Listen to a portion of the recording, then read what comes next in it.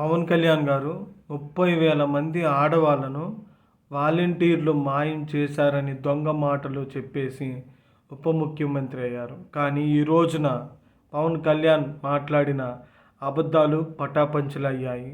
Parliament సాక్షిగా నిజం బయటపడింది. పార్లమెంటులో టీడీపీ ఎంపీ అడిగిన ప్రశ్నకు సమాధానమిస్తూ హోంశాఖ సహాయ మాత్యులైనటువంటి బండి సంజయ్ గారు మొత్తం ఆంధ్రప్రదేశ్లో మాయమైనటువంటి ఆడవాళ్ళు 44,685 మంది అని, అందులో 44,022 మందిని ఆల్రెడీ ట్రేస్ చేశామని, మిగిలిన 663 మందిని ఇంకా ట్రేస్ చేసే ప్రక్రియ జరుగుతుందని కుండ బద్దలు కొట్టినట్టు చెప్పారు. పవన్ కళ్యాణ్ గారు, దీనికి మీ సమాధానం ఏంటి చెప్పండి?